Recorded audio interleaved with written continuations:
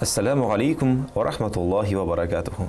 Эфирда имамнан сұрық тапшыруы. Сіздің яраткан тапшыруларыңыздың берсе, чөнки без сездән килгән сорауларга шушы студияда имамнарыбыз белән, мөхтәсибләребез белән җаваплар табарга тырышабыз.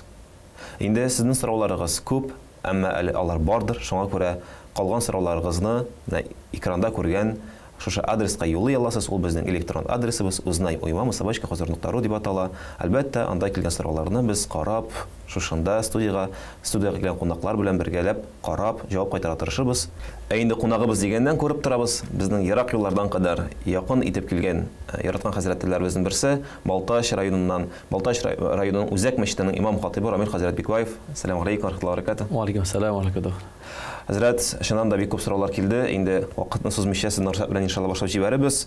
Шундый бер кызыклы сорау: кемнәр ул әүлия? Кемнәрне әүлия дип атыйлар һәм бүгенге көндә алар бармы дип сораганнар бездән менә тамашачыларыбыз. Бисмилlah, алхамдулилlah, вассалату вассаламу ала расулиллах. Рабби шрах ли садри ва яссир ли амри ваhlul 'uqdatan min lisani yafqahu qawli.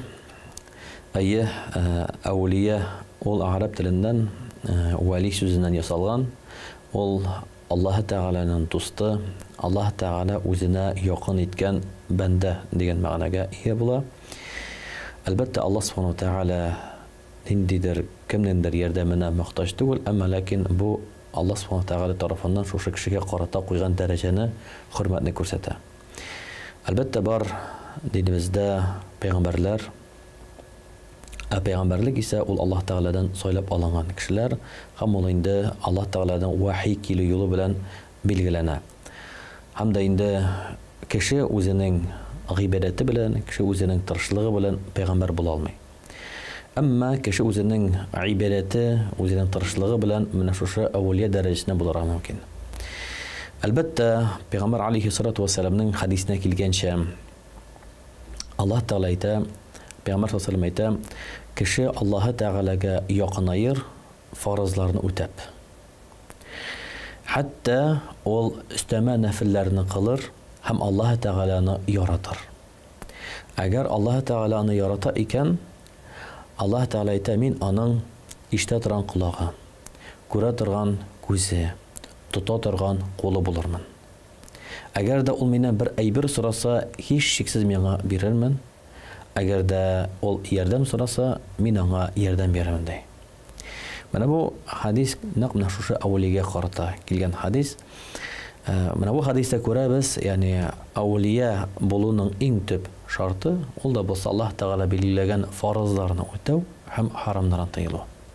Шуңа күрә дә бар безнең арада шундый сәйрәк кешеләр буларга мөмкин. Әйбит инде үзен менә мин шундый изге төшләр күрәм дип әйтергә мөмкин, мәсәлән, әйбит инде.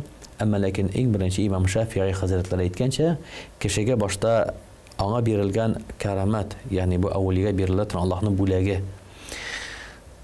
Кәрамәт дип әйткәнчә, иң элек башта аның гамәлен Коръәнгә һәм хадискә туры китеп карагыз. Ягъни фарызларны үтиме, харамнардан тыйыламы, хурфатлардан еракмы. Әгәр дә кеше фарызларын үтәми икән, бу чиракта инде бу бер нинди дә әүлиялек, бер нинди дә кәрамәт булып саналмый. Һәм дә инде фарызлар һәм фарызлар үтәлгәннән, харамнан тыелганнан соң инде кернәп кеше өстәмә нәфил ибадәтләр кыла һәм шуны менә Аллаһ Тәгаләгә якыная. Әлбәттә, бу әүлия дигән сорауга кире кайтсак, әлбәттә бу көндә дә бар, кыямәт көненә хәл ул булачак. Чөнки ул айрым Аллаһ Тәгаләнең пәйгамбәренә ияргән, пәйгамбәр юлы белән барган кешегә Аллаһ тарафыннан бирелә торган бүләк. Әлбәттә, әүлия булыр өчен галим булу шарт түгел. Әйткәнебезчә, төп фарыз гыйлемне белеп, намазын фарызын белә, намазын фарыз икәнен белә, намазын үз вакытында укый, кәсеп кылырга тиеш икәнен белә, гаиләсен тәэмин итер өчен, әти-әнисен кайгыртыр өчен хезмәт кәсеп кыла, хәләл юл белән, харамнан саклану белән. Кеше шуның белән инде әлбәттә әүлиягә ирешә. Әлбәттә, аның нәрсәләре бар дигән вакытта, ул әлбәттә Аллаһ Тәгалә якын булу. Һәм шуннан да әүлия булу ул мактану эше түгел. Менә мин әүлия булдым әле, менә миндә кәрамәт булды. Шун хакыйкый шушы кәрамәт ияләре хакыйкый әулия булган кешеләр аларның үзләре әулия икәнләрен күрсәтмиләр, аларны мактамыйлар. Чөнки Аллаһ тарафыннан җибәрелгән иң олы Аллаһ Тәгаләнең бүләге һәм кеше аны югалтудан курка.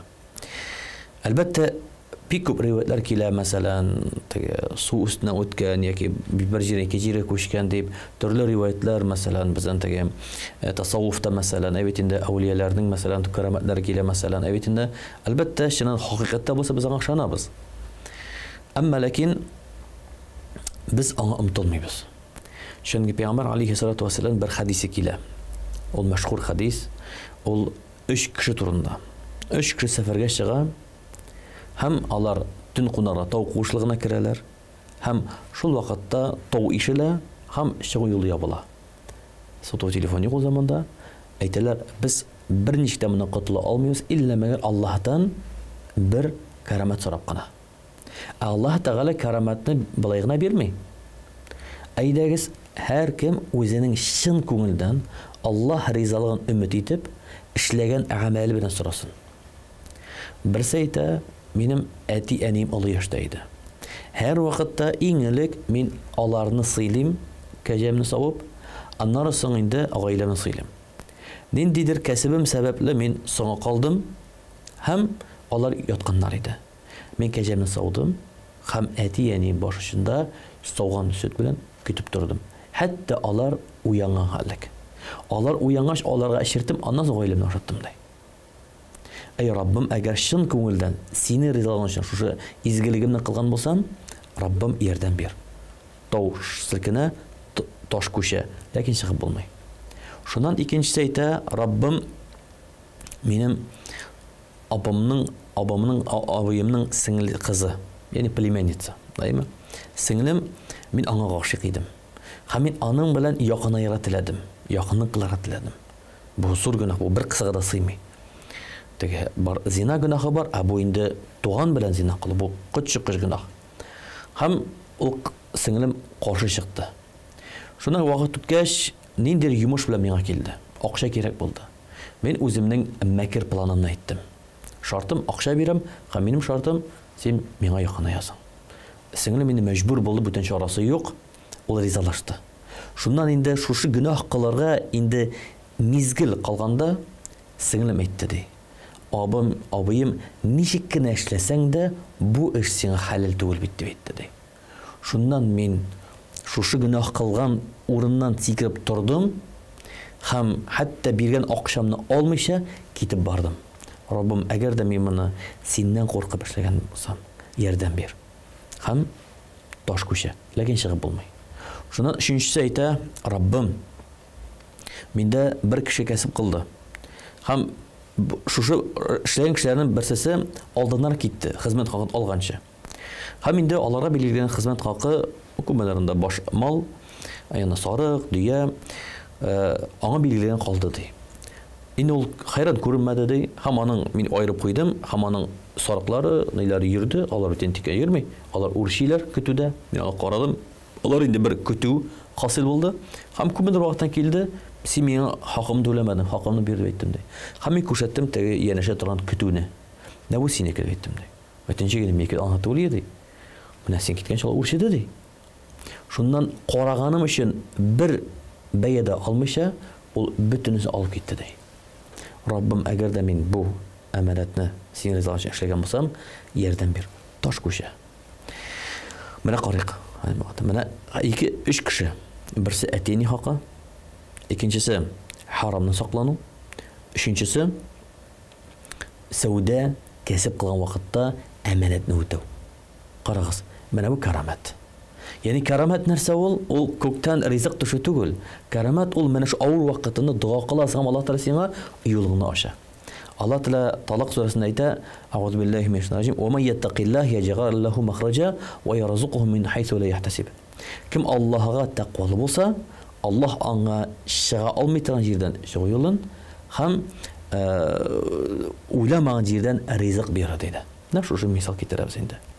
Шуңа газиз кардәшләребез, иң мөһим безгә күңелләребезне бакларга, иң мөһиме безгә харамнан тыйларга, фарызларны үтәргә һәм үз өстебездә торган инде Аллаһның фаразларынан тыш, Аллаһ хакыннан тыш инде әти-әни хакы, гаилә хакы, харамнан саклану хакларын, бигрәк тә аеруча сәүдә кәсеп кылган вакытта, акча белән эшләгән вакытта, менә бу әманәтне, гаделлекне саклау. Әгәр үтәсәк, һичшиксез безгә Аллаһ Тәгалә бу дәрәҗәне безгә бүләк бирер. Инде күреп торабыз, кичкенә генә сорау җибәргәнсез, кем әүлия дип, ләкин менә нинди шундый зур, тәфсилле җавап килде. Шуңа күрә инде әгәр дә шушындай кызыклы сорауларыгыз бар икән, әйткәнебезчә, аларны безгә юллагыз. Шушында студияда бергәләп җавап табырга тырышырбыз. Инде хәзрәт менә мәсәлән пәйгамбәрләр килә, һәм пәйгамбәрләрне Аллаһ Тәгалә үзе билгели, без аларны менә бу пәйгамбәр дип әйтәбез. Шул мәсәлән пәйгамбәрбез Мөхәммәд Мустафа саллаллаһу алейхи ва саллям булсын, яки Гыйса пәйгамбәрбез булсын алейхиссалам, башка пәйгамбәрләр, әүлияләр дигәндә инде безгә гадәттә әйтәләр, я биләрбез, бабайларыбыз теге изге кешеләр дип. Менә бу көндә бит инде алар үзе эшли, менә бу кеше изге дип, яки мин изге дип йөрүче кеше юк. Әүлияләрне ничек тә булса менә теге аерып алып буламы? Мәсәлән, бу әүлия, аның менә шундый, мәсәлән, пәйгамбәрләр шундый вазифасы булган, буларның шундый вазифалары бар дип әйтеп буламы? Әллә инде алар бары тик Аллаһның якын дуслары буларак кына яши торган кешеләрме? Әүлиянең аерым вазифасы юк. Һәм әүлия дип әйткәч, ул Аллаһ Тәгаләгә якын булу һәм аның дугасы кабул булу турында сүз бара. Менә хәтерләсәгез, безнең инде шушы намазлы, дугалы әбиләргә садакалар бирәләр иде. Алар дуга кылсын дип, шулай бит инде. Сәфәргә чыккан вакытта, менә син күрәсең, менә шушы абый бар. Ул теге гыйлем иясе дә түгел ул, әйт инде. Ләкин күрәсең, ул менә фарызын үти, харамнан тыела, ул гел дугада, зикрдә, әйме күрәсең син аны. Һәм әйтәсең, абый, мин юлга чыгайдым, бер дуга бир әле. Яки мәсәлән, иң олы дуга безгә карата ирешә торган, ул әти-әнинең дугасы. Әти-әнинең баласына карата кылган дуга вакытта пәйгамбәр әйтте, киртә юк диде. Турыдан-туры ирешә диде. Әйме? Шуңа ул кешеләр бездә булган вакытта, мәсәлән, ул кешеләр аралашканда, күрешкәндә, без нәрсәгә мәсәлән җәмәгать намазы куелган бездә. Нәрсәгә җәмәгать намазы куелган? Бер караны намазы өйдә дә кыблап бит инде. Нәрсәгә җомга намазы фарыз кылынган? Менә шушына кирдең һәм араларда бар бер кеше, без аны белмибез. Менә шул сәбәпле, шул кеше сәбәпле Аллаһ Тәгалә безгә бәрәкәтен бирә. Без аны белмибез, шуңа күрә безгә аралашырга. Шул вакытта мәсәлән, менә безнең халкыбызда шундый бер күркәм гадәт, хәзер кызганыч кими бара, ләкин күркәм гадәт йортка кеше кергәч дуга бирү. Хәтерләйсез бит инде? Керә, әйдә бер дуга. Ягъни без белмибез, менә кеше кирде. Кеше булган кирмәде ул, әйт инде. Һәр кергән кешенең хәйр дугасын алып кала алу. Шуңа менә ул безнең халкыбызда менә шу гадәт кергән, шуңа күрә дә кеше йортка керсә дугасын алабыз. Әйт инде. Яки мәсәлән, ул кешене кунакка чакырабыз мәсәлән, яки мәсәлән без инде кайда сәфәргә барам, аңа әйтеп мәсәлән, әйт инде дуга кылдыра мөмкинбез. Шуңа күрә дә инде бу Аллаһ Тәгаләнең якын булган кешеләре, әйт инде, һәм дә инде әйткәнебезчә теге Аллаһка якын булган кешеләр дип әйткәч, әйт инде без моны теге шиттәштермик, әкидәчә үзебез аңа булырга омтылыйк. Чөнки менә 3 кеше мисал китердем. Әйме? Ул бәлки көн сайын булмас ул, әмма ләкин менә синең сорау биреп менә минем менә шушы 3 кеше кебек менә Аллаһтан ялварып сораганда минем нәрсәм бар? Нинди чын күңелдән изге гамәлем бар минем? Әти-әнине карадым мин. Мин кешегә хезмәт кылган түләгән вакытта ничек түләдем мин? Әйме? Мин харамнан сакланган вакытта ничек сакландым мин? Менә ничек? Менә шушы гамәлләрне үзебездә булдырырга һәм үзебез Аллаһка якынайырга омтылырга. Ягъни үлчәү кирәк инде үзебезчә теге карап торырга. Менә Гали радиллаһу анһу әйткән бит, Аллаһ Тәгалә каршында үзенең нинди дәрәҗәдә урында икәнен беләсең килсә, йөрәгеңдә Аллаһ Тәгаләнең нинди урында икәнен кара дип. Инде ни өчен әйтәм, мәсәлән, әгәр дә берәр кеше анда мин әүлия микән, юк микән дип сорау бирә башласа, ул кеше менә ничек белергә тиеш үзен әүлия икәнен? Мәсәлән, шул Гали радиллаһу анһуның мисалы буенча ул йөрәген карый, әйе, теге беренче урында булган инде Аллаһ Тәгалә теге, ләкин ничектер менә теге шикләр булар, ниләр булар мөмкин, әйтмешли ул ничектер кәрамәттән генә билгеле буламы ул әүлия дәрәҗәсенә ирешкәне, әллә инде ничектер әйтмешли мәсәлән харамнан сакланып, фарыздан үтәп барырга тырышкан кешене инде барыбер да якынрак дип әйтә аламы ул үзен. Чөнки авыр тема, без әйтә алмыйбыз теге Аллаһ Тәгалә мине ярата дип, бәлки ул гынахлы кешедер теге, һәм ул бөтен кешегә әйтә, менә мин әүлия дип теге. Менә мисал китерәбез. Дитат тәрбиячесе. Аның бар 25 бала. Әйме? 25 бала. Ул 25 баланы да ярата. Тәртипсезендә ярата. Аны аш калдырмый ашата. Шулаймы? Һәм бар аерым яратканы бар. Шуңа тыңлый, итәгатьле, тәртипле. Аллаһ Тәгалә бүтән кешене ярата. Ар-Рахман. Аллаһ Тәгалә бүтән кешегә рәхимле һәм шәфкатьле. Бер башка диндә булган бер кеше белгертте миңа. У вас Бог наказывающий, не любящий. Шуннан аңа карата мин Аллаһтан 4 исемен китердем. Аллаһ Тәгалә Ар-Рахман, Аллаһ Тәгалә Ар-Рахим, Аллаһ Тәгалә Ал-Латиф, Аллаһ Тәгалә Ар-Рауф, Аллаһ Тәгалә Ал-Вадуд. Менә 5 исем. Ал-Вадуд бу иң югары исем. Яратучы, сөюче, итәгатьле кешеләрне. Әмма гөнаһлы булса да Аллаһ Тәгалә аңа рәхимле, һәм аңа шәфкатьле, авыртсаң дәва бирә. Ул гөнаһлы булса да, әй Раббым, менә булмады бит инде дуа кылса, Аллаһ Тәгалә дуасын кабул итә, аңа ярдәм бирә. Әй бит инде монда җәмәгать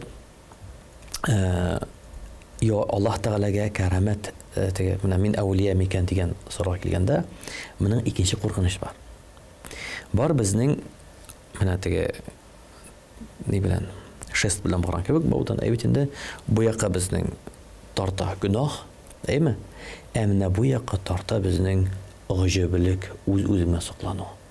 Шуңа күрә кеше әгәр дә үзендә әүлия икәнен тоя икән, һәм аның күңелендә әз генә тәкәббүрлек. Уже тәкәббүр түгел, саклану. Бер галимнең шундый бер матур сүзе бар. Әгәр дә син үзеңдә ихласлыкны күрсәң, синең ихлас булуың ихлас булуга мохтаҗдыр. Менә син Аллаһка якын икәнне күрәсең икән, һәм бу табигый. Ничек менә син кирдең, иртәнге аш ашадың, син бит инде гаҗәпләнмәдең. Кара, мин аш ашадым, тәме булды әле бит инде. Гадәти аш ашадың, гадәти икенче ризык ашадың, шей белән нәрсәдә ашап куйдың, әйме? Бу гадәти. Бу табигый, син канәгатьне канәгатьләндерәсең. Аллаһ Тәгаләгә якынаю бу ниндидер теге яңалык түгел. Бу гадәти, чөнки күкләр, җир, аларда тулган фәрештә, бөҗәкләр барысы да Аллаһка хәмд әйтә. Һәм син шулар белән рәттә киреп Аллаһка мактау әйтә башладың. Һәм дә синең әүлия булуың, синең кәрамәт ия булуың бу бернинди дә саклану урыны түгел. Әгәр дә саклану була икән, һәлак буласың. Менә бер мисал китерәсе килә. Имам Әхмәд үлем түшәгенә ята. Шуннан аңын югалта, һәм аңын югалткан хәлендә юк дип әйтә. Шуннан соңына килә. Шәкертләр сорый: "Хәзрәт, нәрсә булды?" Миңа иблис килде ди. Һәм әйтте ди: "Әхмәд ди, гомер буе синә көрәштем ди. Мин сине җиңә алмадым. Син көчле булдың" дип әйтте ди. Шуннан соң әйттем ди: "Юк әле. Көрәш бетмәде." Күрәсең, шайтан шикелле. Әйе шул, җиңде шул шайтан мин сине. Дип әйтсә нәрсә була? Гаҗәплек. Абу Бакр, Аллаһ разый булсын, җәннәт белән сөендерелгән кеше. Бу өммәтнең сиддикы, иң югары кеше. Нәрсә дип әйтә? Минем бер аягым җәннәттә булып, икенчесе әле кирмәсә, әле мин тыныч була алмыйм диде. Шуңа күрә дә менә шушы сыйфатка ия буларга без омтылырга, әйме? Һәм иң куркынычы менә безнең каршыда башланган шайтанның. Шайтан инде безне сакландыра башлый. Шуңа күрә күңелдә бу үзеңнең ихласлыгын күрергә тиеш түгелсең. Бу табигый, бу ләззәт, бу Аллаһ Тәгаләгә ибадәт кылу. Шушы дәрәҗә иң югарысы. Инде Минемчә, бу бик шундый яхшы насихат та, вагаз да, җавап та булды. Һәм инде әлбәттә уйландыргыч җавап. Шулай бит шуннан да бәлки хәзерге вакытта, хәзерге мизгелдә кемнәрдән анда тормышны пауза куеп торып була, пауза куеп алып, үзең турында уйлап, мин үзем турында ничек уйлыйм, мин менә тәкәбберләнеп уйлыйм, сакланып уйлыйм, гаҗипләнеп, менә яңа без бүген сүз өйрәндек сезнең белән, гаҗип, шулай бит, гаҗипләнеп карыйммы? Әлбәттә уйларга кирәк, һәм инде әлбәттә әгәр дә ничек тә булса үзебезне күрәбез икән бөтен якка барырга, әлбәттә барабыз, имамнарыбыз яна, сөйләшәбез алар белән һәм әйтәбез, хәзрәт, менә бит имамнан сорадым, Аллага шөкер дип, тынычланып кайтып китәбез. Без исә имамнан сырык тапшыруын дәвам итәбез, әмма әле бу темадан ярак китәсе килми. Без инде мәсәлән әүлияләр темасына күчтек хәзер әзерлек кенә күңел хасталыклары дигән темага дип әйтик инде. Чөнки нәкъ менә күңел турында сүз бара бит инде. Бер хадис ишеткәнем бар, төзәтерсез иншалла. Бер шундый пәйгамбәрләрнең арасында бер кеше булган, шулай бер көнне инде хайран гына вазифасын башкарганнан соң тау итәгенә чыгып карап тора өммәтенә, өммәт бик күп. Өммәте бик күп җыелган, халыклар бик күп, һәм эшне уйлап куйган. Менә бит. Булдырдык бит. Күпме кешене җыйдым дип инде. Һәм фәрсәт чыгып әйткән, син гаҗипләндең. Син гаҗипләндең дип. Һәм синең эшләгән эшләрең менә хәзерге секундта бетте дип. Нәрсә ул гаҗипләнү? Һәм мәсәлән, шуннан да була бит инде мактану, ниту соклану, мәсәлән, художник нәрсәләр ясады һәм уйлап куйды. Менә бит булдырдым. То есть кешегә үз эшләгән эше белән сокланырга ярыймы? Һәм ничек менә бу очракта бу соклану белән гаҗипләнүгә бирелмәскә? Мәсәлән, безнең инде күп изгелекләр кылгач, эштә дә мәсәлән, нәтиҗә ясалар, рәхмәт хатлары да бирелә. Әйдә, тәбрикләр була бит без инде. Нишләргә дигәндә, Allah Teala Peygamber aleyhissalatu vesselam'ga eng so'nggi surada ko'rsatdi. Allah Teala aytdi Nasr surasi. Qisqagina sura. Biz oxirdan 14-5 sura bo'lgan. Allah Teala aytdi Peygamber sallallohu alayhi vasallamga "İza jaa nasrullohi vel fath." Qo'shanda Allohning yordami. Qo'shanda Makka shahrin oshuv kelib berisha. "Va ra'aytan nasa yadkhuluna fi dinillahi afwaja." Ko'rsin kişiler Allah dinine türküm bulup kirler. Nasıl diyeceğiz bu? 20 yıl şeride Peygamber sallallahu aleyhi ve sellem Mekke'ne oldu. Küp kişi dine kirdi. Değil mi? Demek 20 yıllıkla pensiyaya biz etkilendi. Değil mi?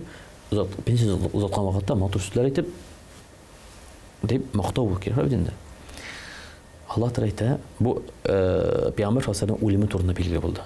Şundan İbn Abbas aytdı bu Peygamber ulemi turunda haber keldi. Ve ra'aytan nas yadkhuluna fi dinillahi afwaja.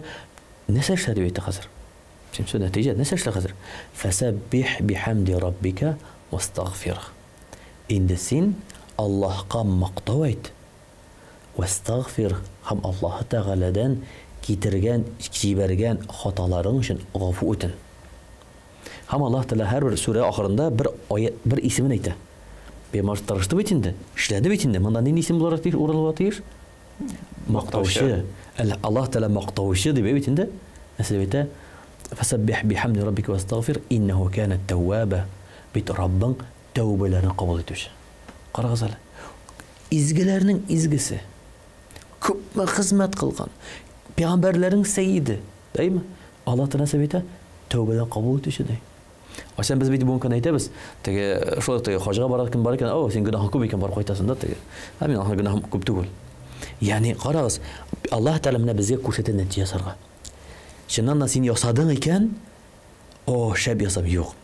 Elhamdülillah. Allah'ın tevfiqi bilen ko'rkam chiqdi. Mana. Elhamdülillah Allah'ın tevfiqi bilen, Allah'ın yordami bilen ko'rkam chiqdi. Hamda albatta mana bu aybat chiqdi.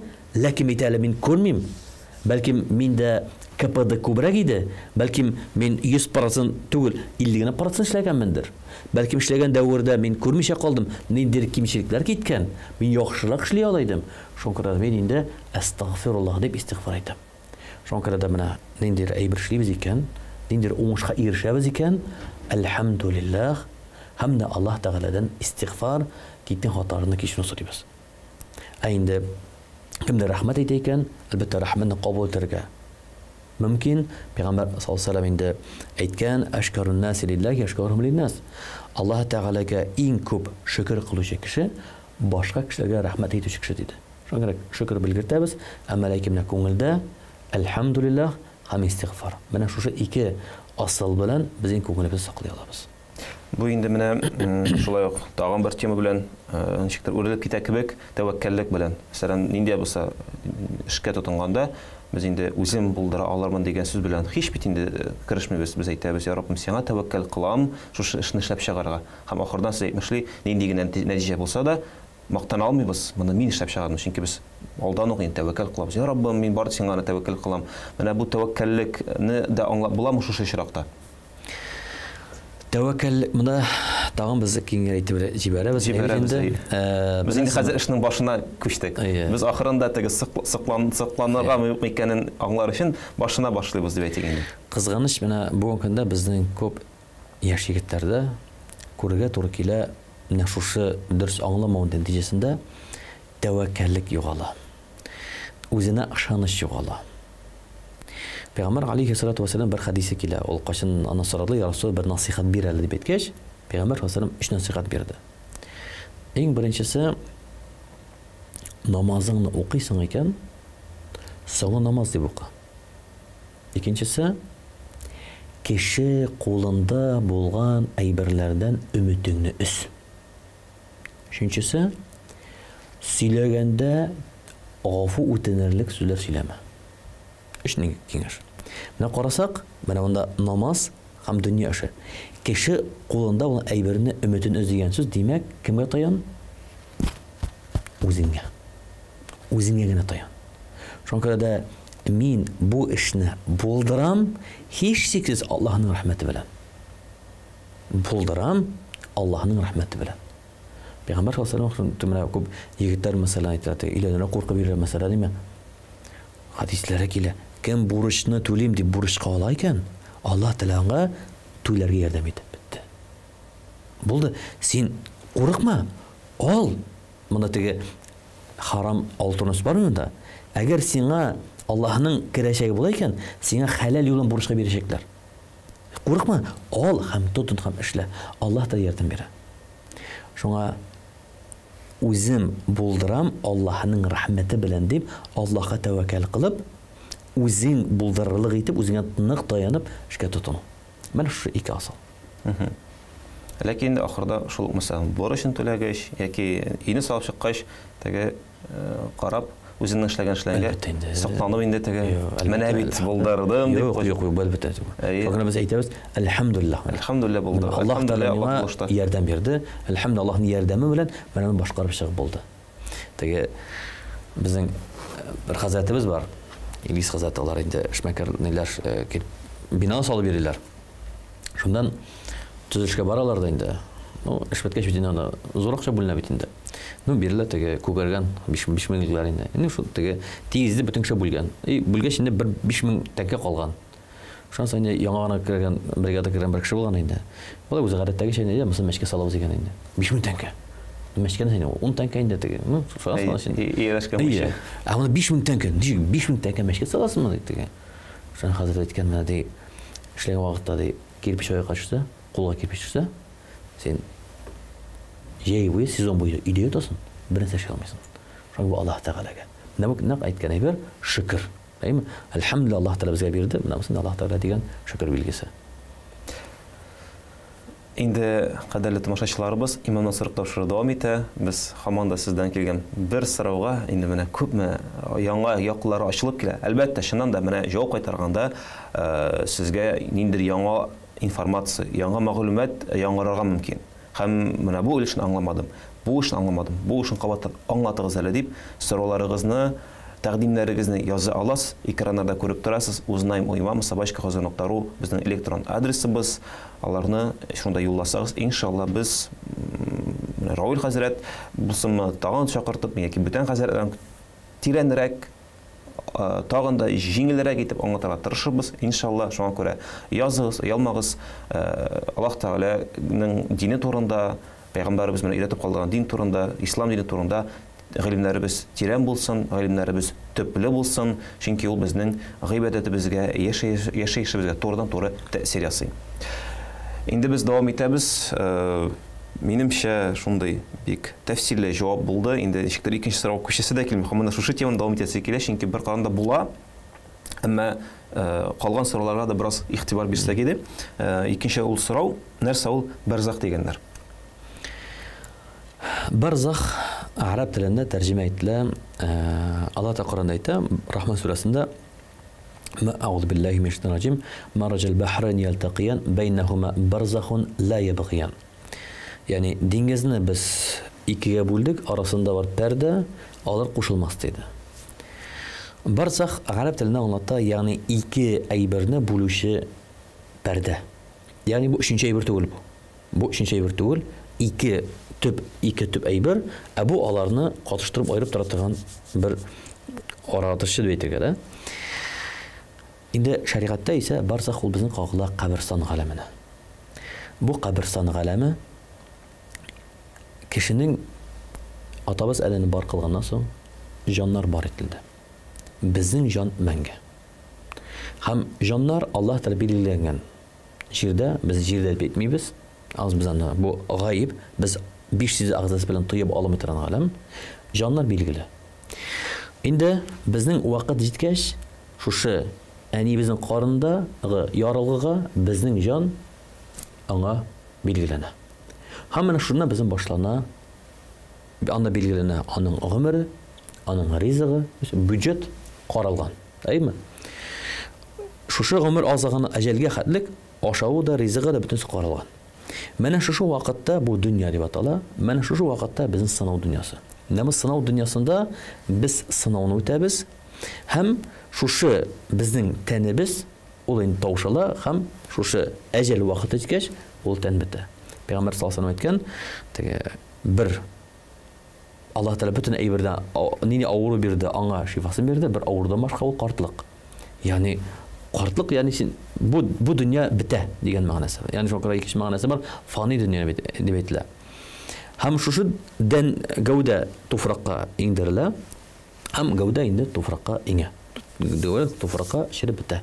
Ягъни бу гәүдәнең вазифасы бетте. Җан калды. Безнең җан дигән вакытта икенче тиргә була күңел. Әйме?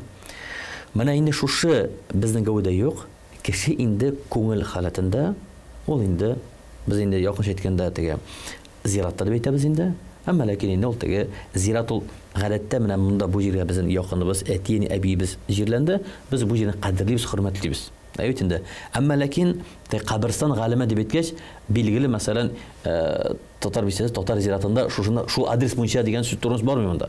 Шуңа без анда барып, мәсәлән, вафат булган арвахыбызны зиярат кылып, без дуга кылабыз икән, аңа ирешә, шул вакытта өйдә торып дуга кылабыз икән, шулай аңа ирешә.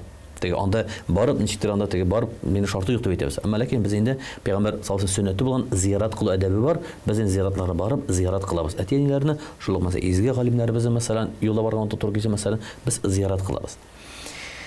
Һәм дә шушы Аллаһ Тәгалә бу дөнья төгәлен беткәч, Исрафил фәрештә сурга өргәннән соң, инде бу дөнья бетә, башлана кыямәт. Шушы хадистә килгәнчә, кешенең умыртка сөягендә булган шушы орлыктан кешенең нинди ул тәрбияләде гәүдәсе яңадан үсеп чыга һәм яңадан җаны шушы гәүдәгә керә. Менә монда уже ахират, ягъни ахират дигән сүз, ягъни мәңгелек. Яки кеше мәңге җәннәттә, яки мәңге җәһәннәмдә хисаптасын була. Менә шушы бар дөнья, бар ахират. Менә шушы урталык барзах дип атала.